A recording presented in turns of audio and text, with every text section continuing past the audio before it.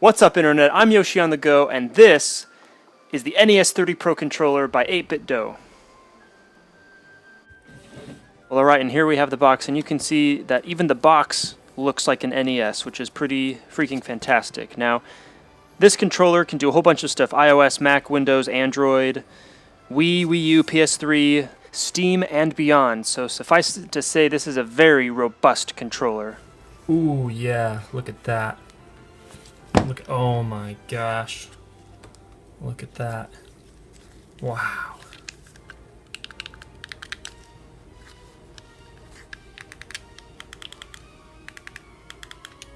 So far, there's a couple of different firmwares that work with the controller that you'll have to upload or update the controller to with the Mac and the Windows app that you can download on the 8-Bit Do site, or 8-Bit Do. I think it's 8-Bit Do. I don't know. Nintendo 8-Bit Do. I don't know. Well, by default, out of the box, it came with the version 4.0 software, and I had to upgrade by downgrading it to the legacy 1. Whatever software to make it work with the Wii, the Wii U, and a few other things. What's cool about this is that there are different ways of booting it up in the firmware, so you can boot it up in Wii mode or Wii Classic mode or Wii Pro mode.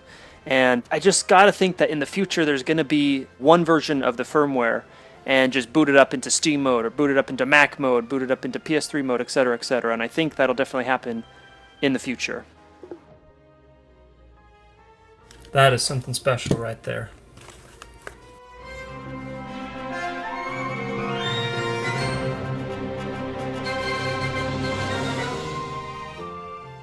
Of course, in the box comes the literature, which this time around is absolutely essential to read if you want to use the controller at all. Also comes with a micro USB cable for charging, which I already have a couple of these lying around, so I'll just be putting that in the box. As well as a really cool keychain that I also don't have anywhere to put it right now, so I'll put it back in the box.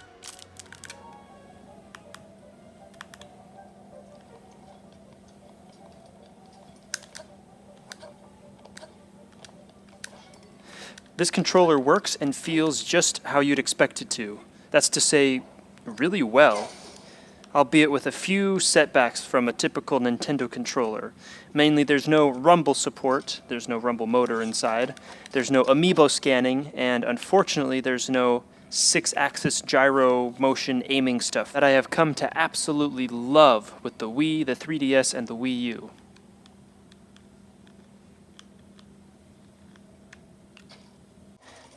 One thing to keep in mind, and this isn't necessarily a complaint, but because the analog sticks are so short, they're much more sensitive than a typical controller.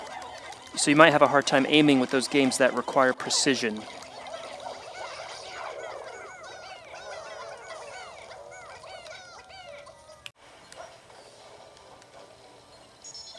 One other thing to keep in mind is syncing this to the game console of your choice in the first place, and that's absolutely the weakest part of this controller. Frankly, it's an unmitigated disaster. It's just dreadful. But once you can get past that and once you actually have it connected, it works great, and I love that.